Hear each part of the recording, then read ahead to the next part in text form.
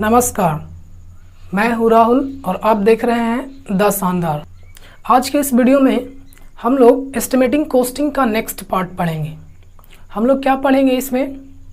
तो इसमें आज हम बताएंगे कि यदि एक किसी घर का लोड के बारे में बताया हुआ है कि इतने इक्विपमेंट घर में लगे हुए हैं, तो ये बताइए कि इसका एस्टिमेटिंग कॉस्टिंग कैसे किया जाएगा, कितने सब सर्किट बनेंगे, कितने पावर सर्किट बनेंगे और इसका डायग्राम कैसे बनाया जाएगा, उसी के बारे में हम लोग बात करेंगे। तो चलिए वीडियो को शुरू करते हैं। उससे पहले जो लोग चैनल पर नए हैं वो लोग चैनल को सब्सक्राइब कीजिए ताकि और आने वाले वीडियो का नोटिफिकेशन आप तक मिले। सब्सक्राइब करने के लिए लाल बटन को दबाएं। चलिए तो वीडियो शुरू करते हैं। सबसे पहले क्वेश्चन को डील करने से पहले हम लोग को ये समझना होगा कि क्वेश्चन को डील करने के लिए हम लोग को कौन कौन सा वर्क करना पड़ेगा और किन किन बातों का ध्यान रखने पड़ेगा। वही यहाँ पे लिखा हुआ है कि procedure of designing the circuit. हम लोग जब सर्किट का डिजाइन करेंगे कि एक घर में कितने सर्किट बनेंगे, तो कौन कौन से नियम को फॉलो करने होंगे और क्या क्या प्रोसीजर होंगे उसमें। बात समझ में आ रहा है? तो क्या क्या प्रोसीजर हम लोग करने वाले हैं एक सर्किट को डिजाइन करने के लिए, इसी के बारे में कुछ टर्म लिखा हुआ है। पहले हम लोग इसको जानेंगे और फिर उस क्वेश्चन को हम लोग डील करेंगे। तो सबसे पहले देखिए क्या क्या टर्म को हम लोग को कंसिडर करना है। सबसे पहले टोटल कनेक्टेड लोड। अगर हम एक सर्किट को डिजाइन करना चाहते हैं तो हम लोग को सबसे पहले ये पता करना होगा कि जो सर्किट बना रहे हैं, जो हम लोग घर का वायरिंग के लिए जो सर्किट बना रहे हैं, उसमें टोटल कनेक्टेड लोड कितना है। तभी तो हम लोग ये बता पाएंगे कि सर्किट कितना बड़ा बनाना है, कितना उसका करंट रेटिंग होगा। जब हम लोग को लोड ही नहीं पता होगा, एक्चुअल लोड ही पता नहीं होगा, तो हम लोग कैसे कैलकुलेट करेंगे। तो सबसे पहले क्या हम लोग को पता होना चाहिए, total connected load first term. Second term है डाइवर्सिटी फैक्टर। इस बात को समझने के लिए हमको क्या समझना होगा, चलिए मानते हैं कि हमारे घरों में बल्ब लगा हुआ है, 8 बल्ब लगा हुआ है, 10 फैन लगे हुए हैं, 2 मोटर 2 पावर सब सर्किट लगे हुए हैं। अब आप बताइए कि जिस टाइम इसमें करंट फ्लो हो रहा होगा, जिस टाइम इसमें करंट फ्लो हो रहा होगा, क्या सारे के सारे इक्विपमेंट एक ही बार में ऑपरेट हो रहे होंगे? क्या एक ही बार में ऑपरेट हो रहे होंगे? बिल्कुल नहीं, ऐसा नहीं होता है। ये होता भी है तो रेयरली होता है, यानी ना के बराबर। कम चांसेस है कि सारे के सारे इक्विपमेंट क्या हो, एक ही टाइम में ऑपरेट हो। तो इसी चीज को जब आप सोच सकते हैं कि एक टाइम में सारे इक्विपमेंट ऑपरेट नहीं हो रहे हैं, तो ऑब्वियसली है कि एक टाइम में जितना इन सबों को मिला करके लोड आएगा, उतना एक टाइम में सब नहीं ऑपरेट होंगे। यानी किसी इंस्टेंट टाइम के लिए ये सारे के सारे लोड ऑपरेट नहीं होंगे। तो सारे के सारे लोड ऑपरेट नहीं होंगे तो डेफिनेटली है कि इसमें जितना लोड ऑपरेट होंगे उसी के लिए हम लोग करंट रेटिंग निकालेंगे। बात समझ में आ रहा है? अगर मान लीजिए अभी इतने बल्ब हैं और इतने पावर सर्किट है, लेकिन मान लीजिए 4 बल्ब जल रहे हैं, 5 फैन चल रहे हैं एक बार में और 2 पावर सब सर्किट है वो चल रहे हैं, या तीनों ऑपरेट हो रहे हैं, तो एक टाइम में इतना ही करंट ये ड्रॉ करेगा। तो जो हम लोग वायर का रेटिंग लेंगे, करंट रेटिंग निकालेंगे या और भी जो रेटिंग निकालेंगे, वो कितना निकालेंगे हम लोग, जितना इंस्टेंट टाइम के लिए या किसी एक टाइम के लिए ऑपरेट होता है। तो इसी के लिए एक टर्म आता है डाइवर्सिटी फैक्टर। इसका हम लोग यूज कैसे करेंगे? तो जनरली डोमेस्टिक वायरिंग में ये मान करके चला जाता है कि जितने इक्विपमेंट हैं उसका 60%, कितना परसेंट, 60% या 66% जनरली ऑपरेट होते हैं। ध्यान से सुनिएगा, डोमेस्टिक वायरिंग में जितने कनेक्टेड लोड हैं उसका 60% लोड ही एक टाइम में ऑपरेट होते हैं। एक टाइम में ऑपरेट करने का मतलब कि सारे के सारे दिन भर नहीं ऑपरेट होते हैं या रात भर का रात भर ऑपरेट नहीं होते हैं। कुछ इक्विपमेंट होंगे जो रात को बंद होंगे तो कुछ चलेंगे। जैसे फैन के लाइट की बात की जाए तो बताइए, अगर हम रात की बात करें तो रात में लाइट का ज़रूरी होता है सोने के बाद। तो यह देखिए कि रात में इसका ज़रूरत खत्म हो गया, यानी वहाँ पर ये ऑपरेट नहीं होंगे। दूसरा, फैन की बात की जाए तो क्या जरूरी है कि सारे के सारे रूम में सारे फैन एक ही टाइम में ऑपरेट हो रहे हैं? नहीं हो रहे हैं। तो इसी चीज को माना जाता है कि एक बार में डोमेस्टिक बारी में कितना लोड ऑपरेट होंगे? 60% लोड ऑपरेट होते हैं।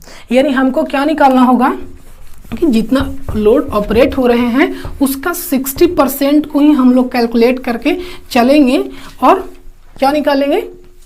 लोड का, करंट का रेटिंग निकालेंगे। तो ये निकलेगा कैसे? इसी को निकालने के लिए या तो आप डाइवर्सिटी फैक्टर मान करके चल सकते हैं, या डायरेक्टली आप 60% टोटल लोड का कैलकुलेट कर सकते हैं। तो सबसे पहले डाइवर्सिटी फैक्टर। डाइवर्सिटी फैक्टर कैसे होता है? तो हम लोग डाइवर्सिटी फैक्टर के लिए इंडिविजुअली समेशन करते हैं। इंडिविजुअल सम बटा टोटल लोड। टोटल जितना लोड कनेक्टेड था उसको, और इंडिविजुअली कहने का मतलब कि एक टाइम पे जितना मैक्सिमम लोड कनेक्टेड था, जैसे अभी बोले कि 8 बल्ब थे, 10 फैन थे, 2 लोड थे, तो वो टोटल हो जाएगा। लेकिन जितना ऑपरेट होंगे उसको हम लोग क्या रखेंगे? ऊपर रखेंगे। तो वो यहां से जो फैक्टर निकलेगा उसको क्या बोलेंगे हम लोग? Diversity factor. अब बोला जाता है कि डोमेस्टिक वायरिंग में जो डाइवर्सिटी फैक्टर एज्यूम करना है वो 60% करना है, वो 60% करना है। हमको टोटल लोड पता हुआ कि इतना हमने जो आउटपुट या लोड लगाए हुए हैं, तो यहाँ से निकाल लेंगे। यानी इंडिविजुअल एक टाइम के लिए हमको सबका समेशन मिल जाएगा कि नहीं? तो ये हम लोग क्या करेंगे? यहाँ से निकाल लेंगे। या डायरेक्टली जितना लोड कैलकुलेट करके आएगा उसका हम लोग डायरेक्टली क्या कर देंगे? 60% निकाल देंगे और वहाँ से करंट रेटिंग निकाल देंगे। दूसरा टर्म था। तीसरा टर्म समझिए कि conductor size selection thicker than maximum load. एक बात समझिए, मान लिया जाए अभी आप वायरिंग कर रहे हैं, तो हो सकता है कि 1 महीना, 2 महीना, 4 महीना, साल के बाद आपको उसका एक्सटेंशन करना हो। एक्सटेंशन करने का मतलब कि वायरिंग में और भी इक्विपमेंट कनेक्ट करने हो। तब बताइए कि अभी आपने अभी के मैक्सिमम रेटिंग के अकॉर्डिंग वायर कनेक्ट कर दिया है, लेकिन 1 साल बाद अगर आप इक्विपमेंट आप ऐड करना चाहते हैं तो क्या फिर से उस वायर को आप चेंज करिएगा? नहीं। इसी को ध्यान में रखते हुए बोला जाता है कि जितना अभी वायर का सिलेक्शन का मैक्सिमम रेटिंग आ रहा है, लोड का मैक्सिमम रेटिंग आ रहा है, करंट का मैक्सिमम रेटिंग आ रहा है, उससे हम थोड़ा ज़्यादा करेंगे ताकि हमको फ्यूचर के लिए एक्सटेंशन अगर करना हो, लोड को और बढ़ाना हो, तब वायर को दोबारा चेंज नहीं करना पड़े। यही बात बोल रहा है कि कंडक्टर का जो साइज हमको सेलेक्ट करना है उसका जो रेटिंग होना चाहिए वो अभी जितना रिक्वायर्ड है उससे हल्का ज़्यादा करेंगे, ताकि अगर और भी हम इक्विपमेंट ऐड करते हैं तो हमको वायर को चेंज करना नहीं पड़े और अगर फॉल्ट भी नहीं आए। अगला है डिटेक्शन ऑफ फॉल्ट। देखिए, इस बात को समझने के लिए हम क्या बता रहे हैं कि जैसे एक सर्किट बनाए, ये सब सर्किट है, सब डिस्ट्रीब्यूशन बोर्ड मान लीजिए। सब डिस्ट्रीब्यूशन बोर्ड में तो हम लोग क्या किए, यहाँ से जब सब डिस्ट्रीब्यूशन बोर्ड आया तो मेन डिस्ट्रीब्यूशन बोर्ड से हम लोग फ्यूज प्रोवाइड कर दिए हैं।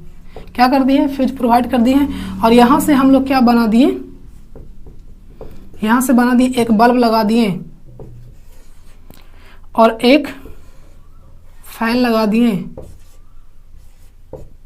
जो भी इक्विपमेंट है हम लोग लगा दिए और फ्यूज लगाए ही नहीं। हम लोग क्या कर रहे हैं, किस बारे में बात करें कि फ्यूज नहीं है। जनरली ऐसा ही होता है कि एक जगह मेन फ्यूज लगा देते हैं और बाकी के लिए फ्यूज का कनेक्शन नहीं करते हैं। तो इससे होता यह है कि बाय द वे अगर इसमें फॉल्ट होता है तो बताइए कि हम लोग कैसे डिटेक्ट कर पाएंगे कि फॉल्ट यहाँ पे हो रहा है या यहाँ पे हो रहा है या यहाँ पे हो रहा है, क्योंकि फ्यूज यहीं पे लगा हुआ है। वो तो डायरेक्टली फ्यूज जो अगर फॉल्ट होता है तो ये फ्यूज ऑपरेट हो जाएगा, यानी ये फ्यूज अपना काम कर देगा और सप्लाई आना बंद हो गया।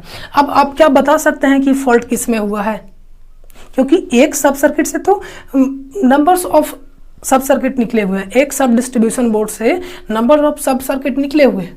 तो अगर सिर्फ एक फ्यूज लगाते हैं और उसी से ढेर सारा हम लोग अगर सब सर्किट निकालते हैं तो फॉल्ट के केस में डिटेक्शन करना क्या होगा, डिफिकल्ट होगा।